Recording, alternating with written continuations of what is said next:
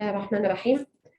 Good evening, everybody. Welcome to our webinar today.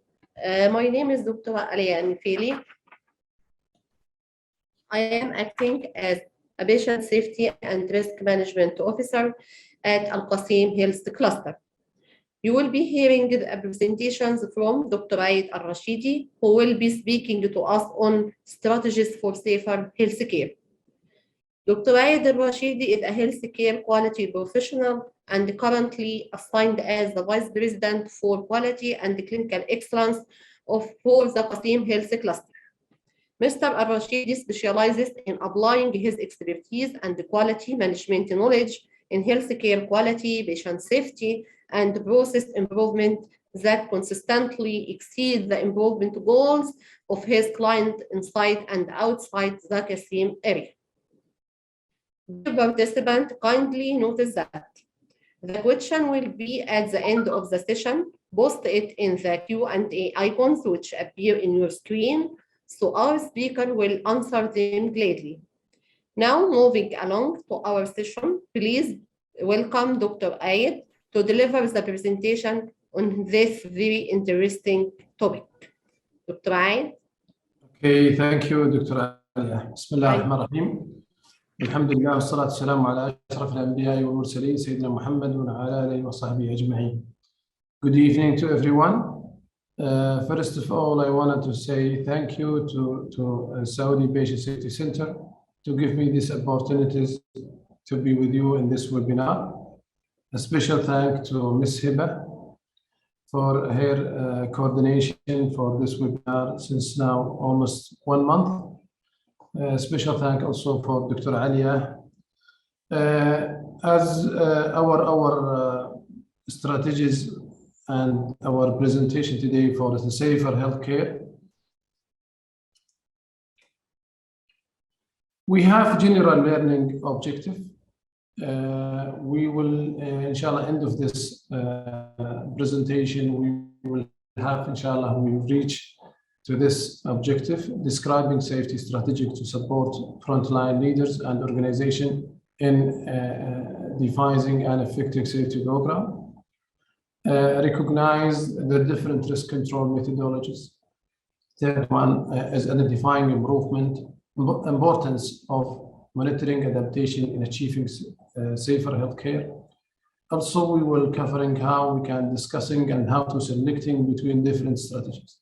There is this 4 main objectives for our presentation regarding to how the strategic support the frontline leaders, and also the recognizing the difference risk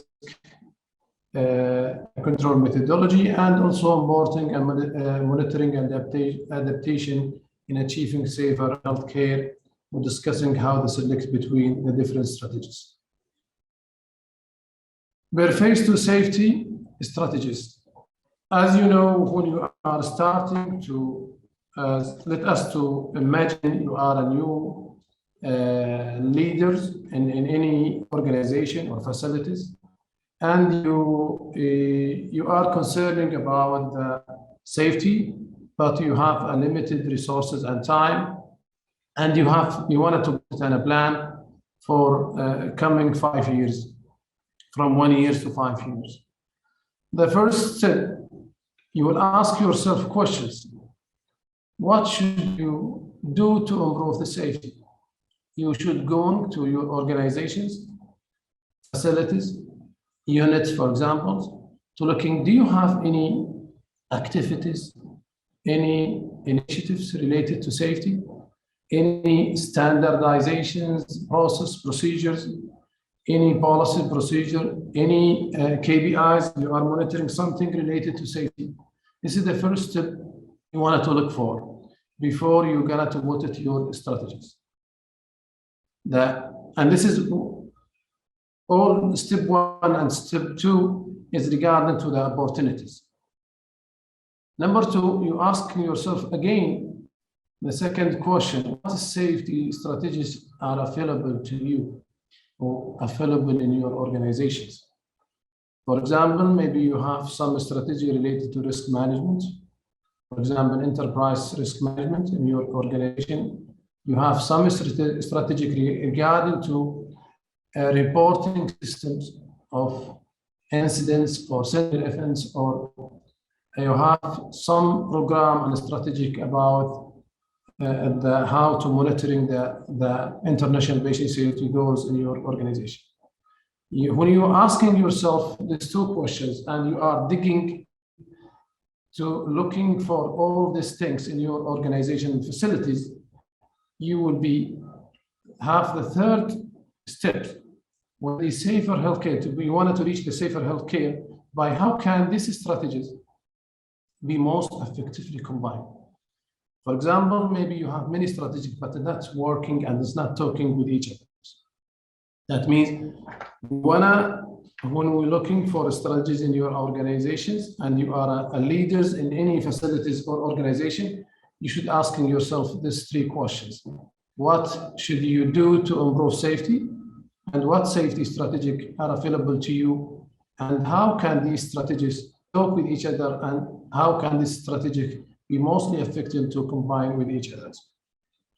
Okay. What option do we have for improvement safeties? We should be wary of modeling all future safety interfaces in our most feasible success. In some high standardization, or in some highly standardized areas, such as radiotherapy or management of highly standardized procedures, it will give me a deliver safer system or ultra safer safe systems. In these areas, when we put the automation systems with the standardizations of any procedures, protocol, guideline for these areas, it will be more safer than others. But I want from you to looking for these pictures, and please give me your opinion about these pictures from point of view through the chat, please. Sad, this is Hassan. Yes. Depressions, the breast, and the pressures, the breast. Okay. Okay. We are dealing as this patient as a psychiatric patient. In these situations, do we think the standardizations and automations it will help us? In this, we cannot and we should not enforce the standards and procedure in care of patient and families provide. For example, we are dealing with a human being. We are dealing with a complicated systems. This complicated system is need from us to have a system for anticipation and predictions of essential problem related to this patient and others. This is a psychiatric patient. When we are dealing with a strategic and standardization, it should be careful. Not everything will be working with this when we are dealing with this like patients. That means the healthcare system is need from us a different approach. Is based on the more, like for example, you should have a rapid response teams or response systems to deal with these situations. Not only the standards and automation system will help us in saving things, but we need also to let this patient have a team or system to detect this situation, and immediately he will work with it to make it the environment or the place where safe more than this. Okay. We have here 5 strategies we will cover through our presentation and webinar. And every safety strategist has interventions, and every intervention we will give an example. The first strategy, safety as a best practice, aspire to standards. Second strategy is improve healthcare process and systems. Third one is mitigation, planning for potential harm and recovery. Fourth one is risk controls. And last one is improving capacity for monitoring, adaptation, and response. If you go through this 5 strategies, you find the first 2 strategies will be discussing and aiming to optimizing the care provided to the patients. And the other 3 strategies is almost looking for how we are managing the risk and how we were reducing the harm. Okay, our first bold questions.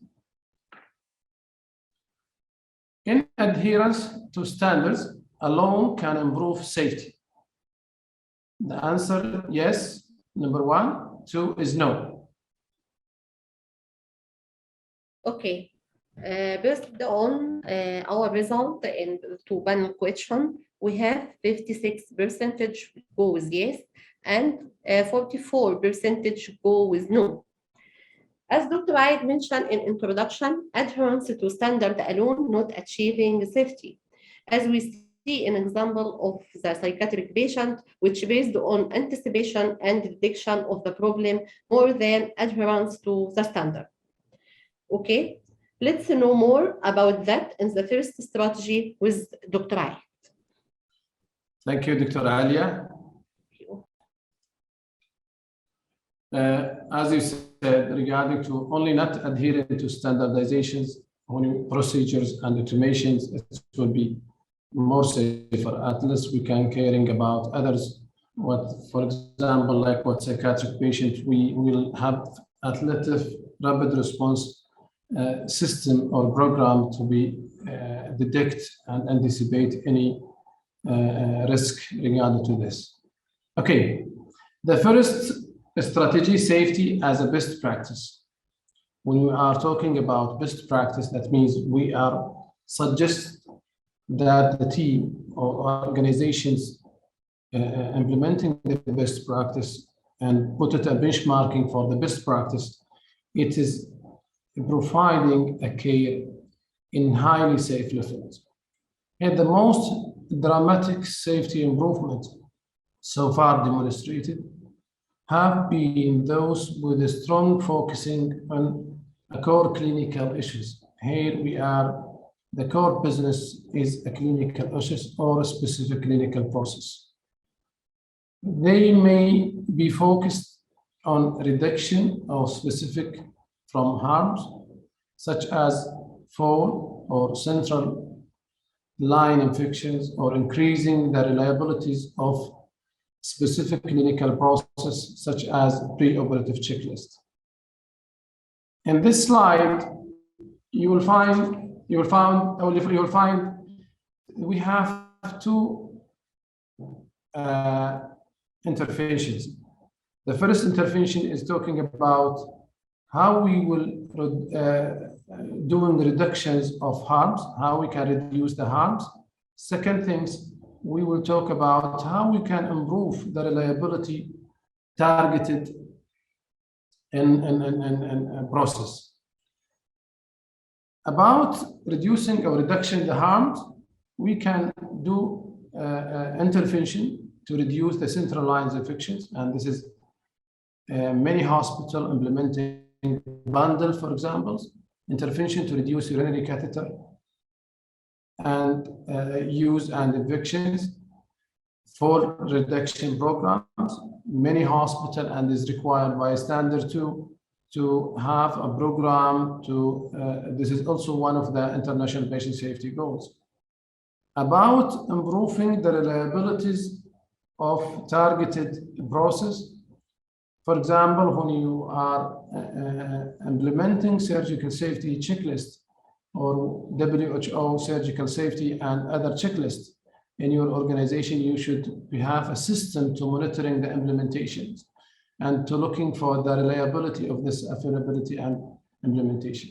Medication reconciliation, this is also one of the important things when you are having a system or a process, you want it to be check and improve the reliability there. The essentials idea is that the complying with the proven evidence of standards, it will produce optimal quality and safety. Complying with proven evidence, that means you have many proven evidence. Our aim to produce an optimal quality and safety. This is also will help us when we implementing all these things. It need from us to looking for availability of staff, availability of the equipment, availability of the system itself, availability of the engagement of the multidisciplinary teams and trained disciplinary team to implement all these interventions. The strategy number 2, improvement of work process and systems. Incident analysis reveal a great deal about the vulnerabilities in our system and how the rank factor which we need to be addressed. Here we are trying to deep analysis, to do an RCA, root cause analysis, to looking for some of the contributory factor. When we are dealing with a sentinel event in any organization, when we are initiate the RCA and asking the team to sit together, and we are doing, and we did an RCA, we have many contributory factors related, for example, to patients, some related to task, related sometimes to technology, and we want to here to improve here the contributory factors. Look here for that 4 contributory area, contributory factors related to the individual staff, related to the task and process, related to the team or individual or staff. For example, between, and it means the team relationship, working conditions, and organizational interventions. We need here to do some improvement in this contributory factor. Many contributory factors we identify during our RCA, but sometimes we miss to put a system for improvement of all contributory factors. For example, when we have something related to individual staff, we wanted to do a training, for example, training in key clinical process.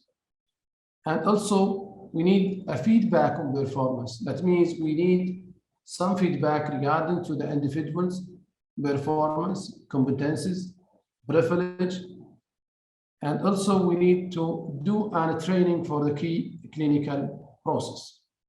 Regarding to the task, we need to have a standardizations and simplification process and other things regarding to the team. For example, structure handover. Handover, we have many areas of improvement there. Handover between the team with each other, handover between the department to department, unit to unit. And this is one of the areas of improvement, and many contributory factors will be appear, and we should have a system to pick this area and to do an improvement related to. For example, endorsement between shift to shift, endorsement between department to department. We should have a system and a structured system approved, and all the staff trained on it, they are able to be implemented.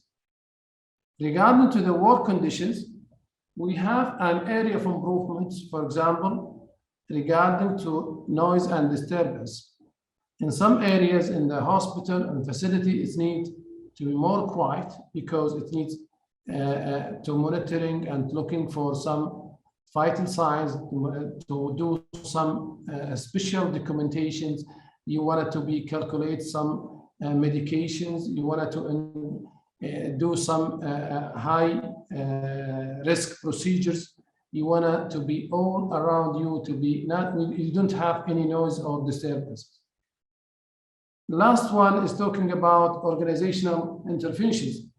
What almost we find it regarding to staffing plan. That means may you have an area, it has shortage of staff, and maybe it have workload, but maybe the distribution of staff inside unit or inside the organization is not equal and is not based on the workload. And you need here also to do an improvement level of organization staffing. Our second bowl questions.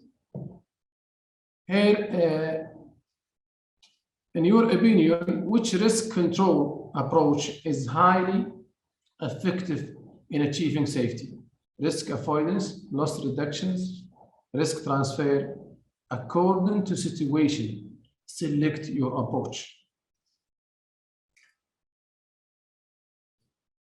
Okay.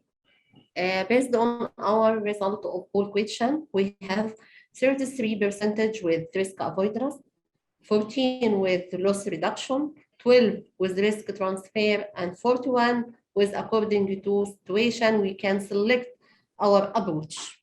As you know, we have a different risk control techniques as risk avoidance, loss prevention, whatever, as mentioned by Dr. Ayed in the next slides. But you know, we have also multiple risks, and each risk has its loss control technique. So we can't restrict ourselves in one technique. We have also multiple choices to can mitigate this risk. Let's know about risk control technique and have example about each technique. The next slide was Dr. Ayed. Thank you, Dr. Alia. Regarding to the strategy number 3, risk controls. In this slide, based on the board question, this strategy is quite different from optimized approach discussed before. In many industries, safety is achieved by avoiding taking unnecessary risk or placing restrictions. In contrast, healthcare rarely imposes limited even when safety is severely compromised. Avoidance of risk is not necessarily a good option for patients, either, as there are many circumstances in which a risky choice is entirely reasonable. However, risk control too does not aim to prevent a considered a risky decision, but to improve in the chances of good outcomes once the decision has been taken. Here I'm talking about in some areas when we are working in health systems, we should deal with some risk. We cannot sometimes avoiding the risk because we have an emergencies department.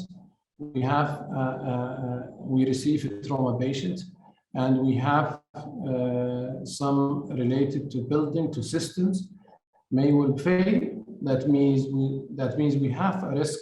We should deal with it. We cannot avoid this. But based on the situation, maybe we will use what is the good approach for that. Let us to looking for this slide. We have some improvement we can do it when we are doing risk controls. Withdrawing services, closing facilities, if evidence of serious safety concern. And this happens during pandemic of Corona. Some facilities was closed because of that. Closed facility temporary while safety assessments are carried out. Also, it's happened in many, for example, departments or units. We are based on the situation and based on the affecting of the safety, we are taking a decision to be stop or closing this unit or this facility for a while till we are corrected the safety issues there. Safety issues not only related to patient itself, sometimes related to building itself. You need, for example, about the safety, about exit door, about the building safety itself. Second thing is placing restrictions or services, restricted services, either temporary or permanently.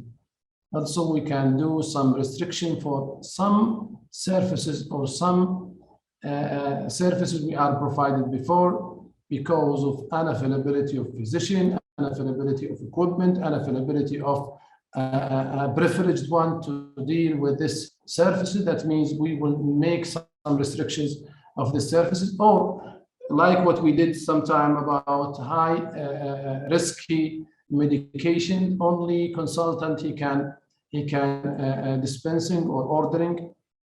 I mean, it's not ordering through a system. That means we will do a privilege for dispensing. That means we will make some restriction about the services or this privilege.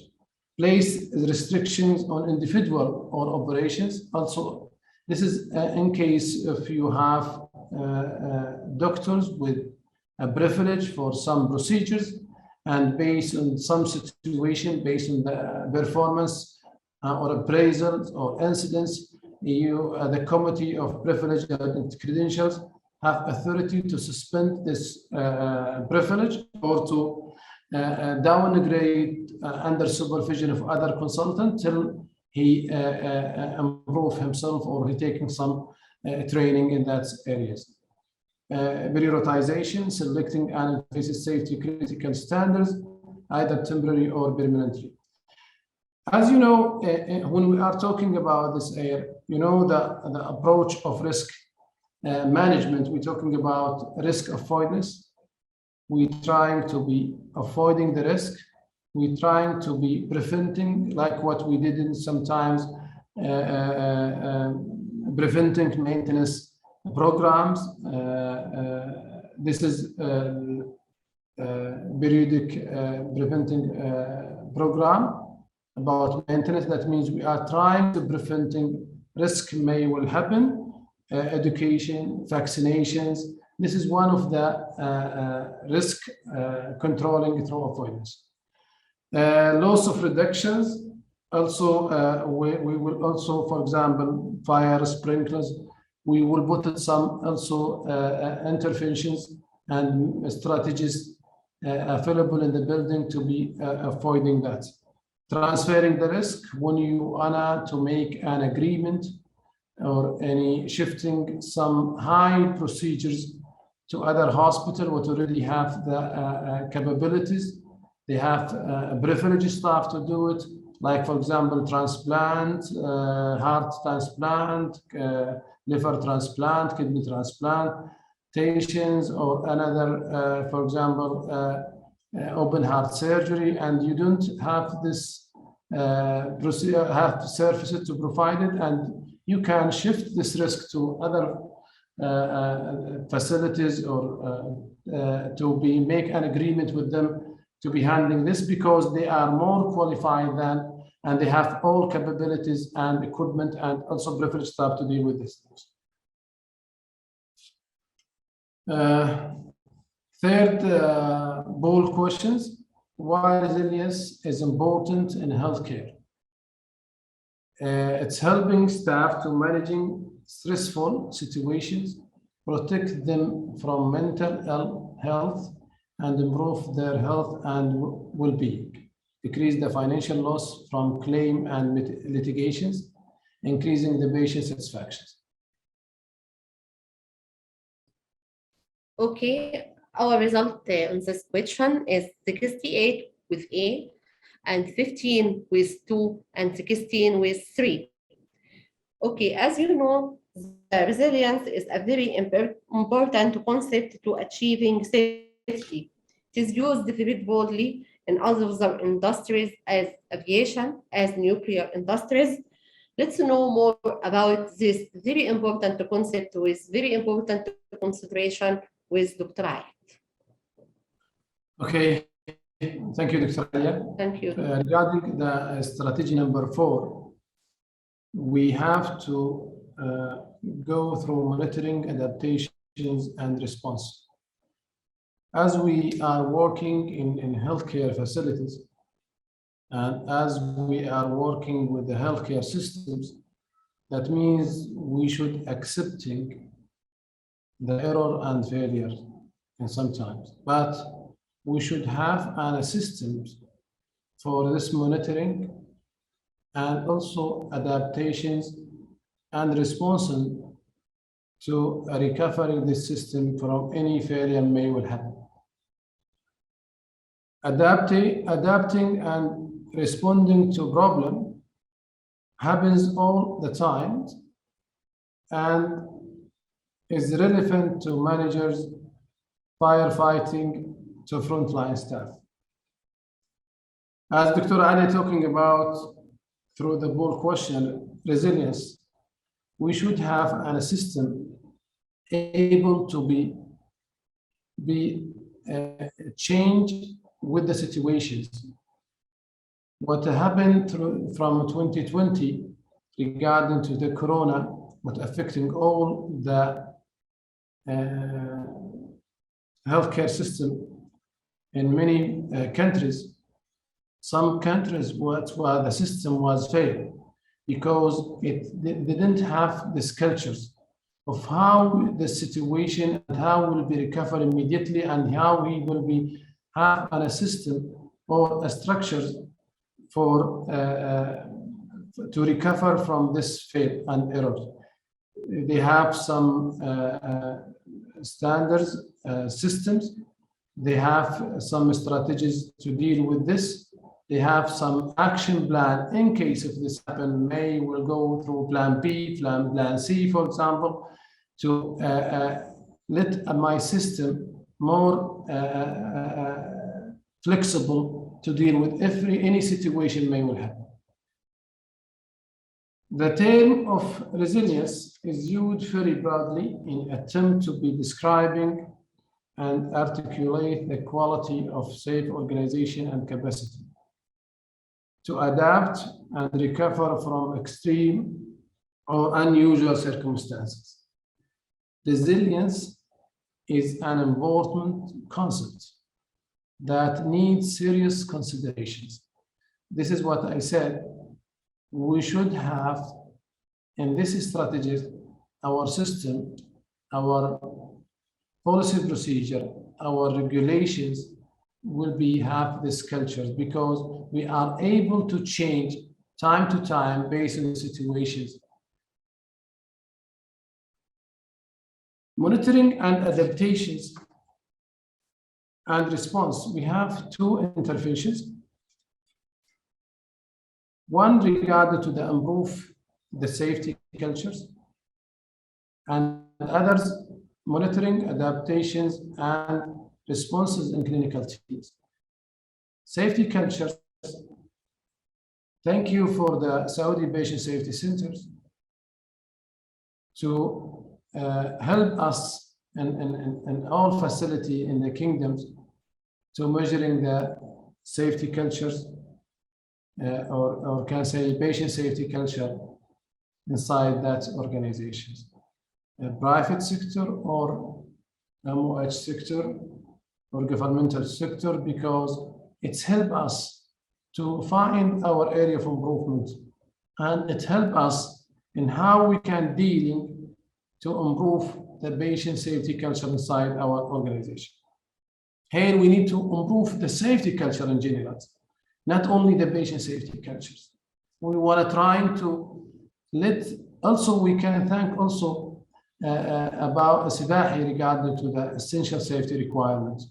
What already building a system for in each hospital in the kingdoms to be look for all this 20 standard, what already is core of the safety regarding to building, regarding to the procedures, regarding to the structure availability in the organizations. Proving the safety culture is patient and family engagement. We need to let the patient and family engagement each step in healthcare plan. Should be the patient, if he able to understanding, or let other member of family to be engaging with the team for help him in building that one. Openness, the culture of openness. This is when anything happen, we have the transparencies cultures.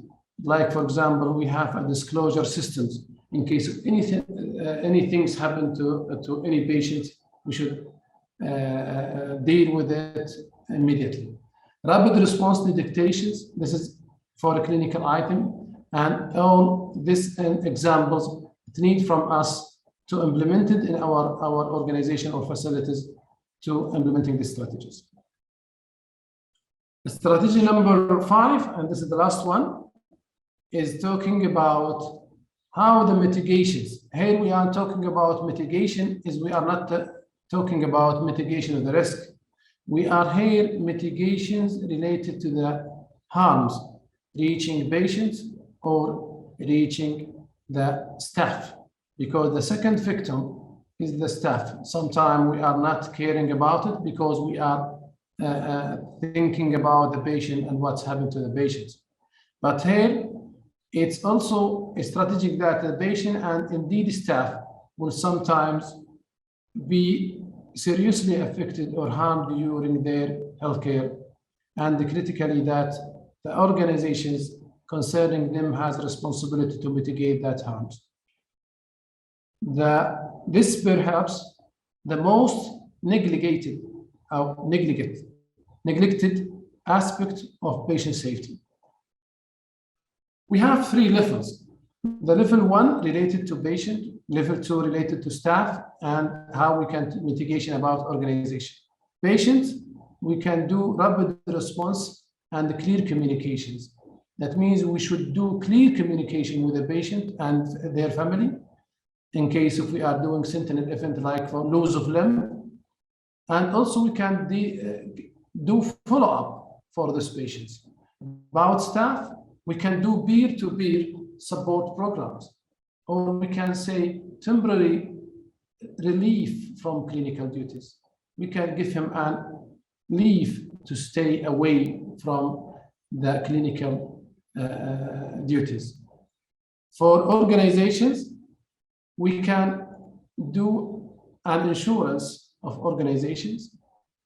We can say doing legal protection for organization against under warranted claims, capacity for rapid and proactive media response. We have these 3 levels, and we have 3 actions related to patients, for example, communication and follow-up, regarding to the staff peer-to-peer support, or also we can give him a relief from the clinical or medical duties. And regarding to the organization, we should have an insurance and legal protections, and how we can do a proactive media response. The last poll questions is an innovation a really safety strategy?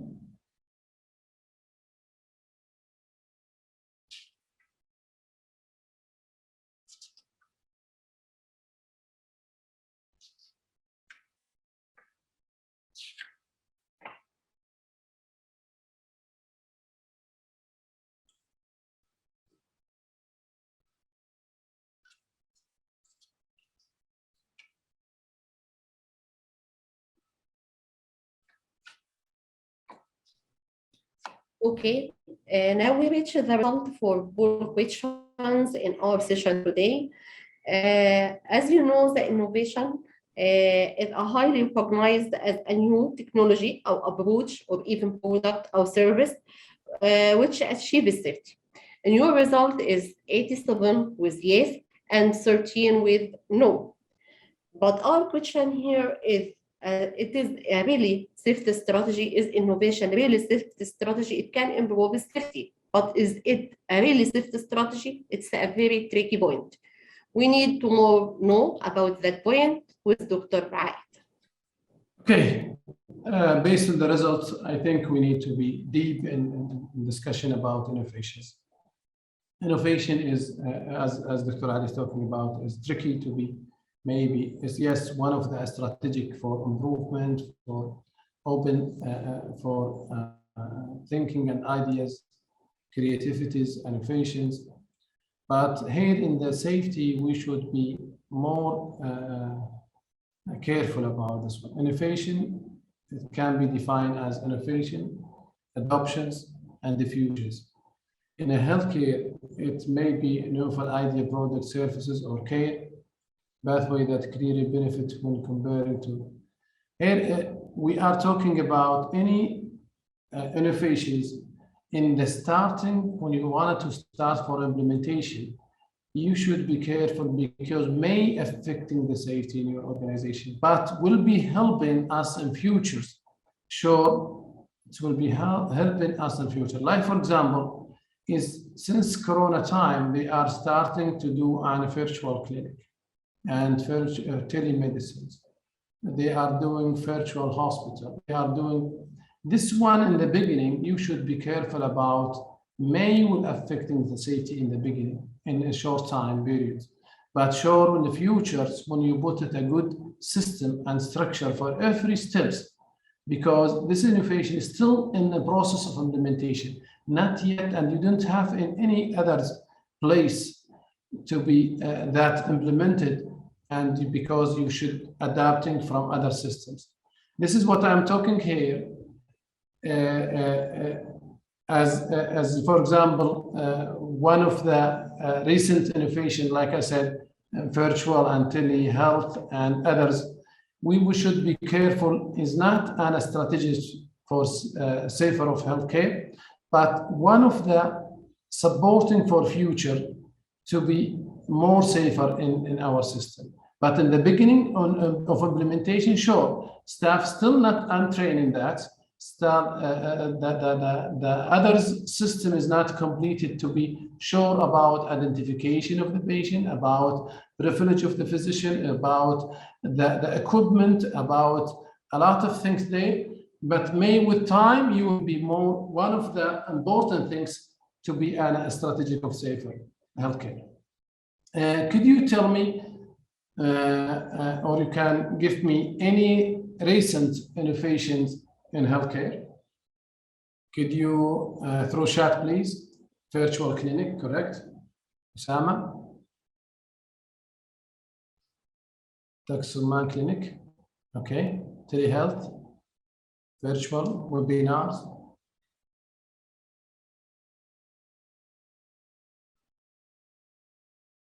Fax radiology, clusters, sound, okay. UCC. Okay. As you said, telehealth, cloud technologies, virtual ICU, and also another things about artificial intelligence. Also nowadays we have virtual hospitals, and we have others is linking with it, spoken hospital in any region. And we have also virtual clinic, not only ICU, we have virtual clinic. Nowadays, it's in every region with primary care, with secondary care, with tertiary care too. That means about innovations, we should be here. Innovation is a good example of double-edged tools for safety. Innovation is a critical determinant and means of improvement safety in the long run or long term. One of the other hand, introducing a new risk in the short term during the period of transitions and disruption. This is what I said. Yes, when you are to do an implementation for any innovation, you will find some risk, and you should be careful, and you should have an detected system and rapid response system for anything to be corrected immediately.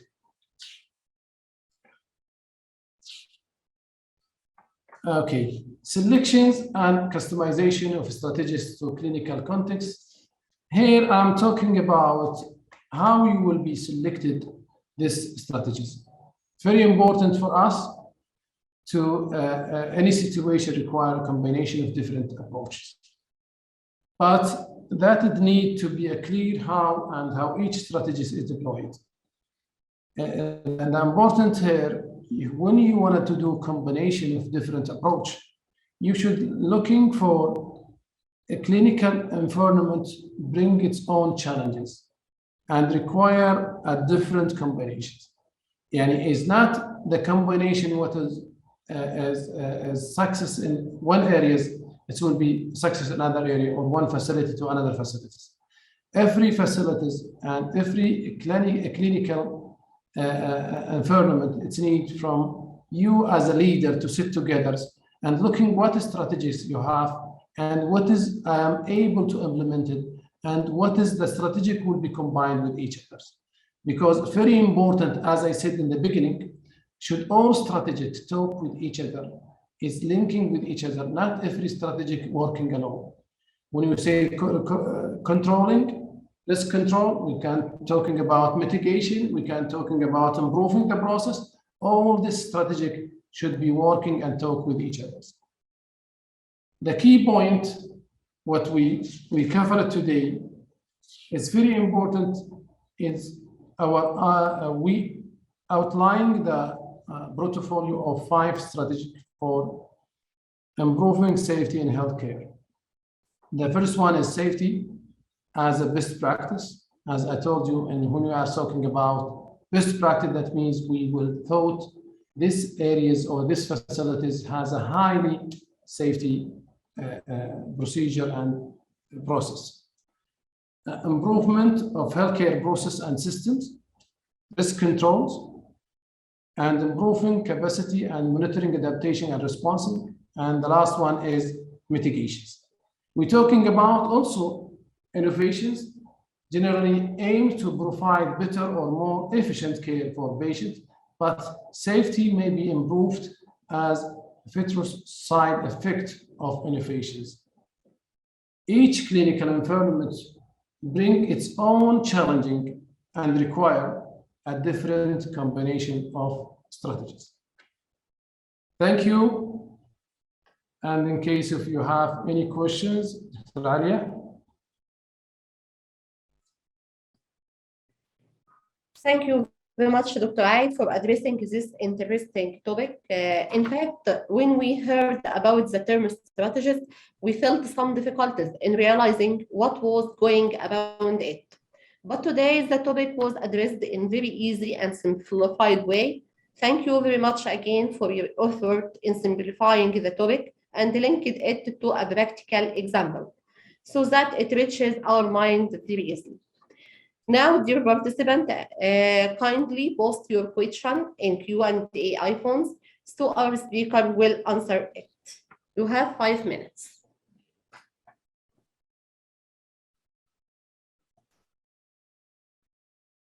Okay, Dr. Ayed, we have a question from Dr. Tariq. He asked about resilience. His question is, resilience is one of a characteristic of high reliable organization. Can we know if there is another feature for this organization?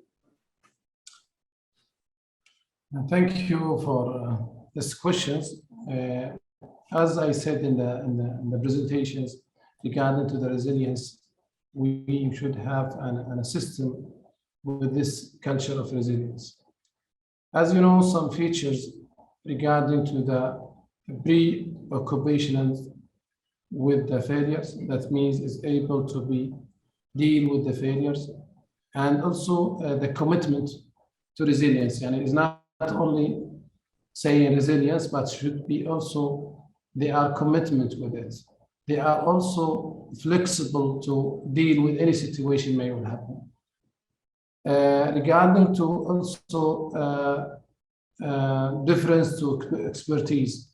The expertise peoples also, we should dealing with them we should also the facilities was implementing this culture is reluctant to simplify it. There isn't to be implemented, and this is simplify everything because it's following all steps there. I think this is the features about in any organization to be more high reliable organization. That means is able to be implementing this with the resilience cultures.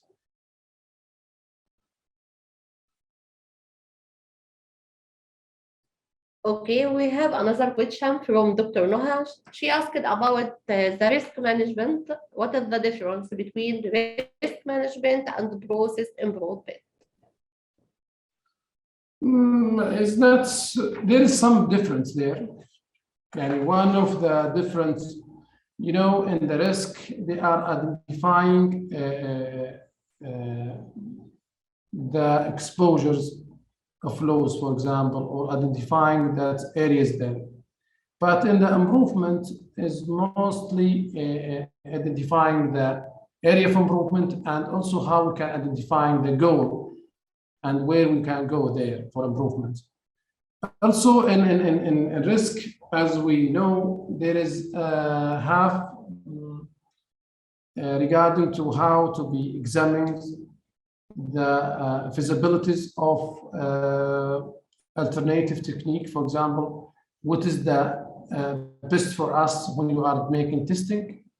But in performance improvement, do a deep analysis of process to find what is the area to be corrected, to be also improve the process in futures when you are doing monitoring. And risk also, if I remember that when you are examining, you will select also the good technique too. But in performance improvement, they will be select the solution, the possible solutions, or to do a plan for that. Like from when you are saying focus BDCA for improvement as one of the methodology. When we're reaching to S, select the intervention or select the solutions. Also in risk, we are talking about how we are able to monitoring and adaptation and response, as I said in the slide. But in performance, we have some monitoring.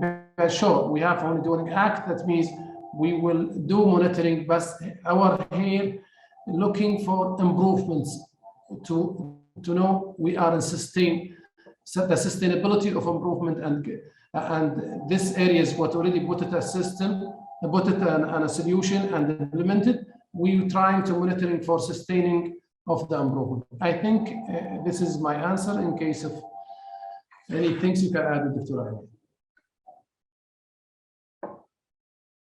Okay, for the time, this is the last question. We have a question from anonymous attendee. He asked about he wanted to initiate a risk management program in his hospital.